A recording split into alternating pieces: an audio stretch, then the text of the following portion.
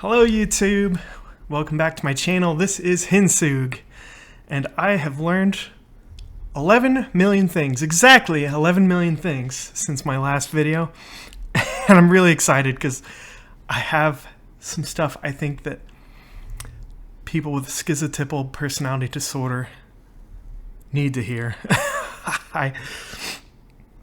So this video might come as a shock to people who've kind of identified me as, autistic in my past videos. I've been trying to kind of maybe purposefully conflate personality traits like, that we associate with being an INFP with, Autism Spectrum Disorder or Asperger's. And I feel like I kind of cracked the code when I kind of had this kind of big picture look at how that intersects with neuroticism, and I learned a lot. And I think actually I basically solved that, right?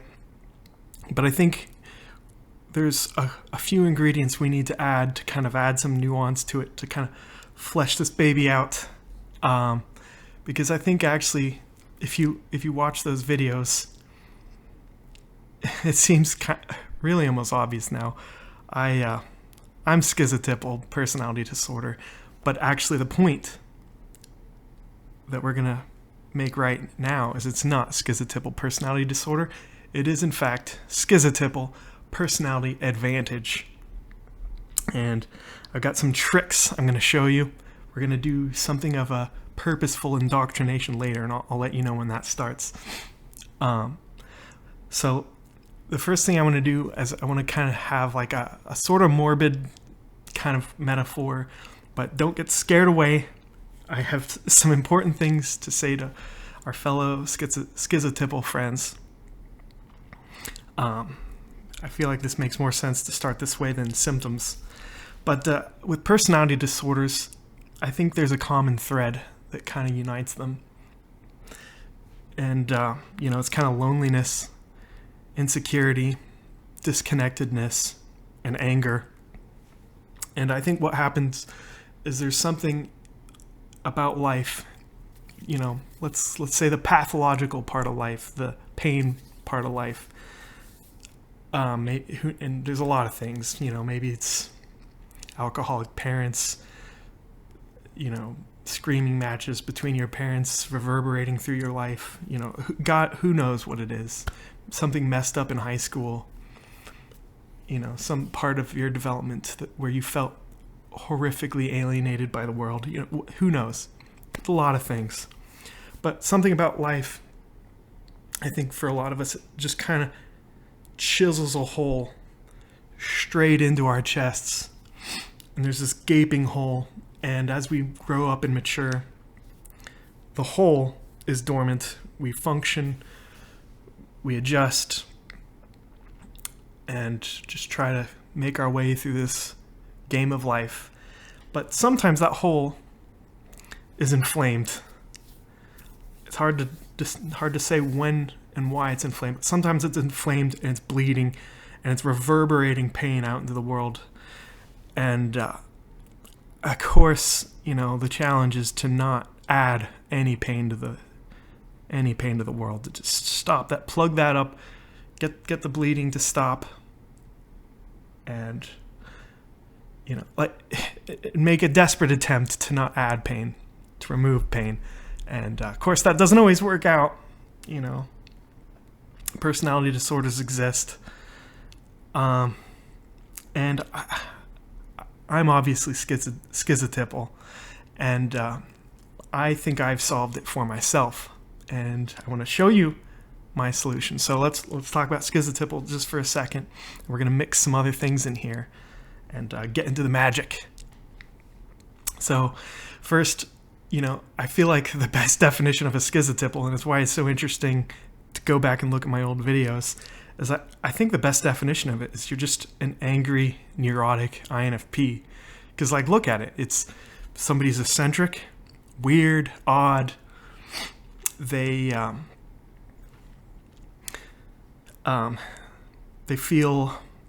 abuse metaphors. they're overly abstract, maybe bury everything in just like layers of abstraction to the point where the listener who you're communicating with doesn't really know for sure if what you're saying is even tethered to reality. And actually, right, like, doesn't that sound like an INFP or an INTP who's just really, really stuck in their head? And I'm sure my viewers know all about being stuck in their heads. INFPs and INTPs, I think, in particular. I think also INFJs. Potentially ENFPs, but that's a whole other story. So, all right. So let's expand on this. I think it's this miraculous bit of pure coincidence that in my videos over here is a character by the called Senua. She's from a series called Hellblade. Now look at Senua. It looks like she's looking at you, right? Eyes wide open, peering deeply into you, right? Looks like she's looking at you, right? Wrong. 100% wrong. Senua isn't looking at any of us. She is, in fact, deeply in psychosis. In fact, I think you could argue that Senua's eyes don't really work anymore. She's fully in psychosis. She's not there. And so that's like, if you're experiencing genuine psychosis, you're not schizotypal, you're schizophrenic, right? But I think this is actually uncomfortably similar to the reality of people stuck in their head or schizotypals.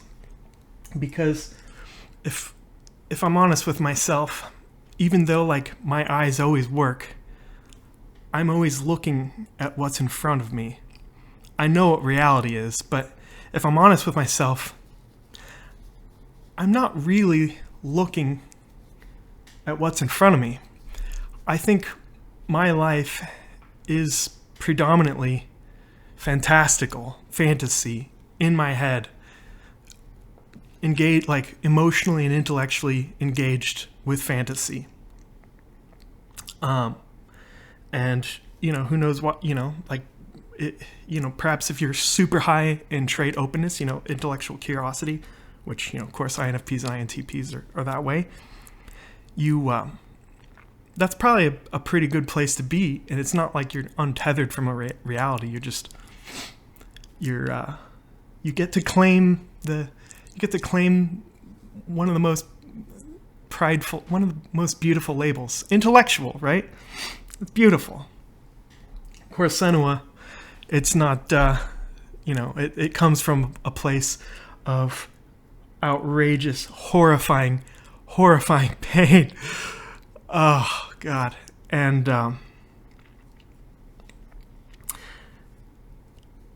I feel like this is already illustrating a lot of the problem really pretty well. So I also then want to draw some attention of what's going on over here. There's a band out there that, if you're schizotypal, I demand that you check it out. They're called Heilung. They're a Norwegian. What are they? They're German and Norwegian. I think one of them might be from Denmark. Anyway, I feel like they're like a pure liquefied essence of schizotypal, because it's a fantasy, and even the words they sing, they know a lot of what the words are, obviously, but like they're using an ancient Norwegian dialect that they don't technically understand. So the band, in a way, is pure emotion and fantasy. And in this fantasy, I feel like there's a question you have to ask yourself when you're enjoying Heilung. And is the band angry, or are they sad? And I think as you answer that question, you're actually answering it for yourself as a Heilung fan. And I think the nature of schizotypal suggests that the answer to that question isn't sad. It's angry. You're angry. And Heilung, it's like transcendental sort of anger, like it's like there's a spiritual level anger that you're acting out, Heilung, by the way, means healing. You're healing yourself by acting out anger, it's a little embarrassing, but like I'll like, I won't scream, I won't yell when listening to Heilung, but pretty often I'll do what they're doing. It's like a roar, like an angry roar. But it feels like a lot more. It's not just anger. It's something deeper. And so I demand you go check them out. And now let's move on. I think the other thing about schizotypal is, and I've kind of said this in past videos, I think INFPs, it's like you figure out that the essence of identity in life, like people are kind of, it's loose, I think, for schizotypals and angry INFPs, if we want to call it that. It kind of feels like people choose their identity in this sort of cavalier way, even when it's arguably isn't. And I think what's happening is people aren't cavalier about it. Maybe for a lot of people, I think that most of their identity is just holed up in their gender. This is what it means to be a man, A, B, C, D, E, F, G. This is what it means to be a woman, A, B, C, D, E, F, G. And that's unfortunately, I think that's the beginning and end of it for a lot of people. Of course, personality typing sort of frees us from that. But so there's this issue of identity, and then maybe most crucially of all, schizotypals have something called ideas of reference.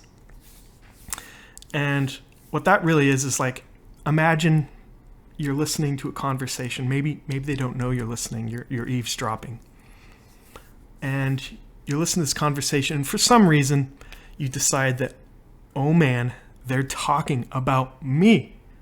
They're talking about me. Oh no. And ideas of reference is that they're not talking about you. You like, for some reason, there's a lot of things that happen that you think it's applying directly to you. Like that conversation, they're talking about me, and point taken, they're not actually talking about me. But more to the point with schizotypal is, if you kind of blow out your perspective, get cosmic level, right, for a second, they are talking about you. Like, I feel like my description of kind of the abusing metaphor problem is everything in the world, everything is connected to everything. And if everything's connected to everything, that means everything is connected to you. They are talking about you. Maybe not specifically, but in the grander picture of everything, everything is about you. And everything is about me. Everything's about you. And this is like this weird paradox we form with ideas of reference.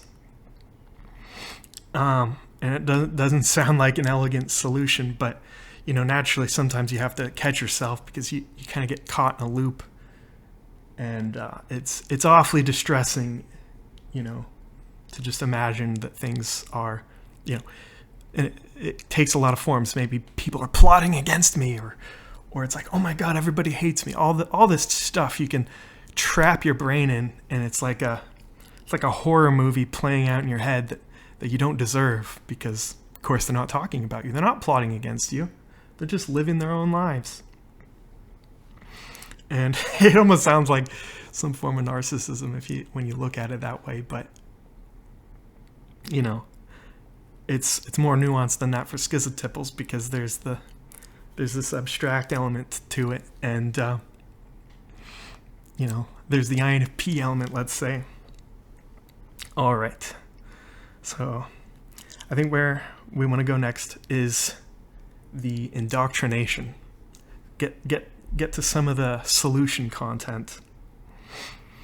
I think if we're going to talk about schizotypal, this is the hardest thing to talk about, because like there's no way not to offend somebody with this. But like if you're this super abstract person and you're thinking about identity all the time, and you're blowing out your perspective big picture wise, we're gonna need to talk about religion. And it's important because one of the stereotype for schizotypals is, you kind of, a lot of people identify them by like seeing a person that's like obsessed with the occult, some weird subcultural norm breaking beliefs. Maybe it's they're wearing crystals. Maybe they think they're into some kind of witchcraft, whatever. And it's a little bit hilarious. We're gonna expose some ironies here, but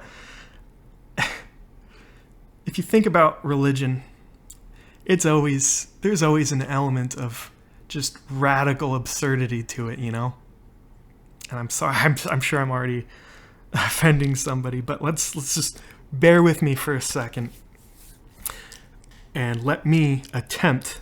So the other thing about schizotypals is they use magical thinking. Well, I'm going to let you into my crazy town. Oh, sorry if I pop the microphone. I'm going to let you into my crazy town. And we're going to solve this issue, and I'll say start, and then I'll say end. So I'm admitting to you that I'm manipulating you. It's what's going to happen, but it's to prove a point. So indoctrination, begin. So I think, I want to talk to you about how to build a universal ethic, something that will protect your perspective forever in life. And when we build a universal ethic, there's just a couple of things we need to agree on. Just as human beings, with our basic human intuition of right and wrong, we can build this universal ethic. So the way we start this is we have to assume, and you can assume this because you can use your intuition, that there is a state that you can imagine on Earth where everybody's in pain. It's the worst possible pain for everybody.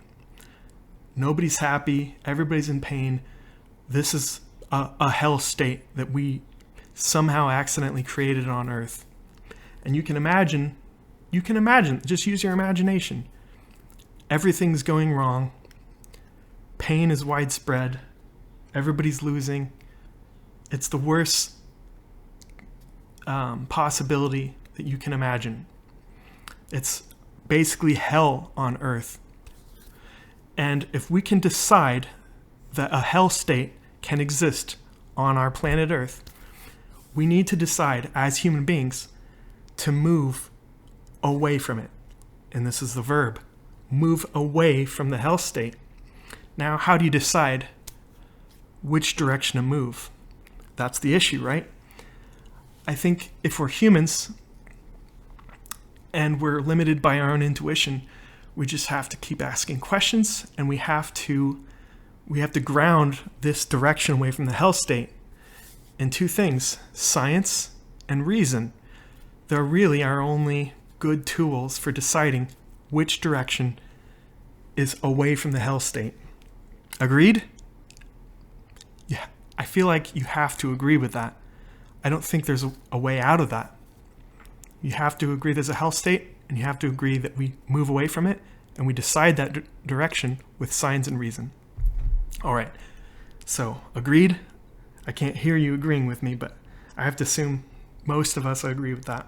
Now I'm going to read you something, and we're going to see if we also agree with this. This is, and before I read this, I want you to think about a paradox. There's 3 documents in our hands. I'm holding them. 3 documents. The documents all are identical. They have the same words, paragraphs. They're the same documents. but they have 3 different titles on them. One of the documents says Jewish. One of the documents says atheist. And one of the documents says adjusted witchcraft. Or let's just say one of the documents just says witchcraft. It's somebody's version of witchcraft. Now you have these 3 identical documents and you need to put them somewhere. You need to put them into a pile. You need to file these documents away. Where, if they're all identical and they have different titles, where should we put them? Should we put them in the atheist pile? Should we put them in the Jewish pile? Or should we put them in the witchcraft pile? Interesting question. And I'm going to show you in a minute. We don't have to choose. Now, considering that, listen to this for a second. Honestly, I think I found my people. I was raised in a church where I was told to believe and pray. And if I was bad, I'd go to hell. And if I was good, I'd go to heaven. And if I'd asked Jesus, he'd forgive me, and that was that. And here, you're all saying there ain't no hell. Ain't sure about heaven. And if you do something wrong, you got to figure it out yourself. And as far as God's concerned, it's your job to keep asking questions and to keep learning and to keep arguing. It's like a verb. It's like you do God. And that's a lot of work. But I think I'm in. At least as far as I can see it. Now you might, I'd encourage you maybe just re-listen to that, but think about that. And it's probably what you believe, right? If you believe part 1, before I talked about the filing issue, you probably believe in the second issue, in the second one. Now, I don't know if you agreed to both, but let's, just for the sake of what I'm doing, let's say that you just agreed to both. And if that's the case, I want to congratulate you. We did it. We created a universal ethic. And welcome to the religion.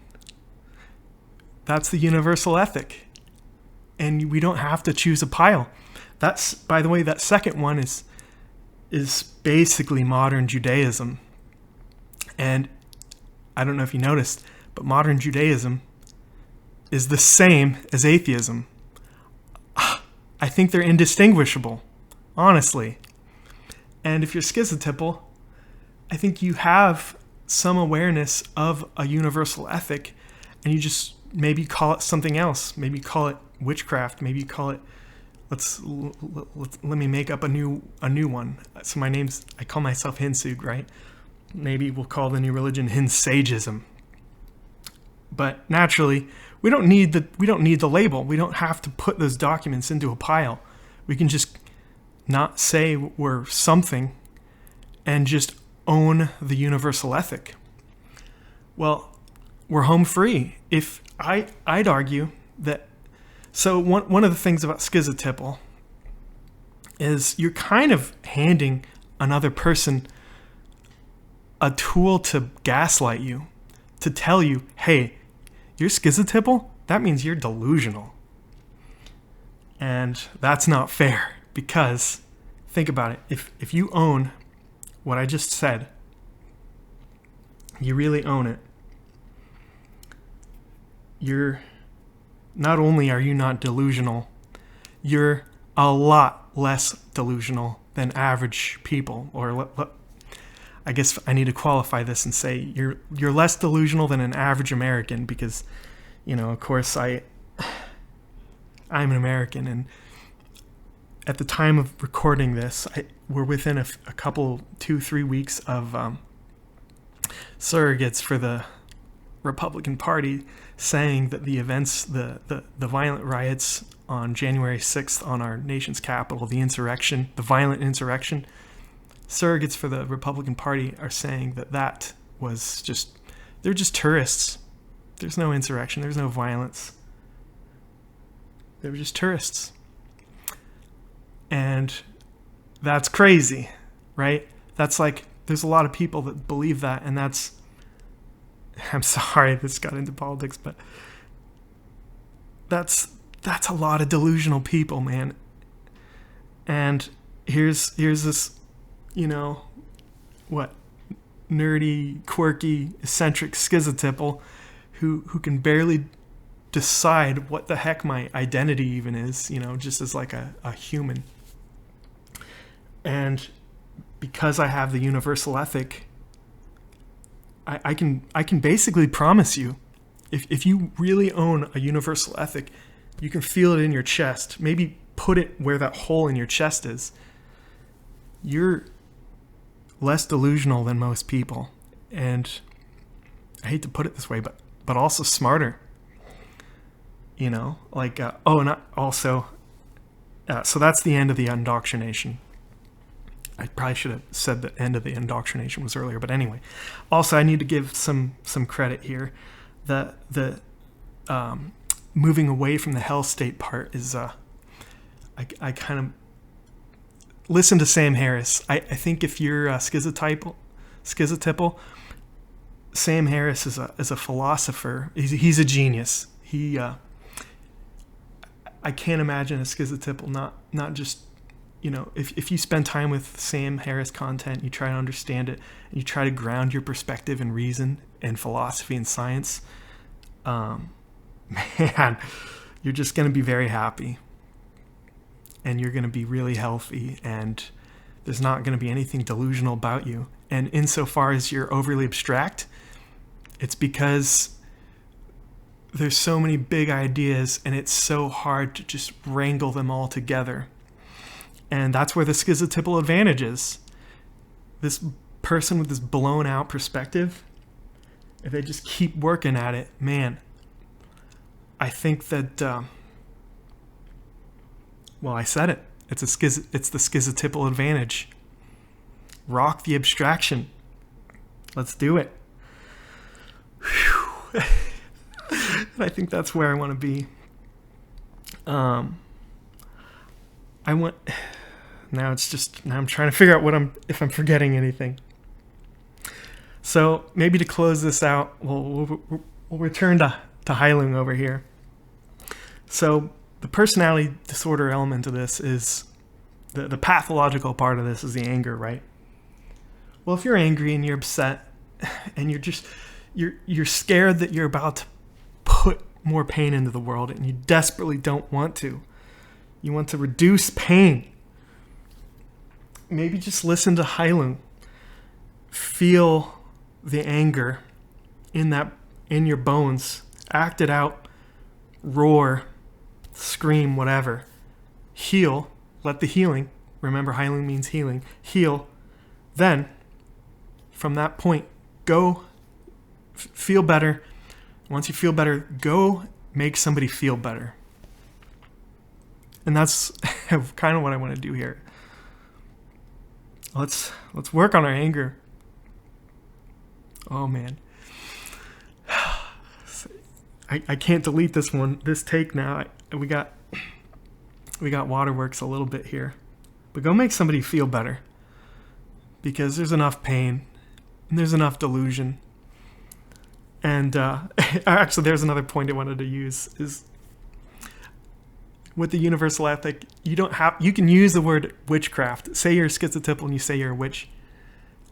I'd say that's just kind of funny, right? You understand that when you call a universal ethic witchcraft, you're really just kind of provoking somebody who's kind of got a more traditional, like, super tradition, like orthodox kind of brain, and while that's funny, and I think I'll forever appreciate that about schizotypal people, let's be honest with ourselves, we don't have to call it witchcraft or hinsagism we don't have to call it anything. We can just call it a universal ethic. And if you're feeling sassy, whatever, call it witchcraft. Let them sort it out. Let them struggle with that, whatever. Anyway, feeling good. Let's do it, folks.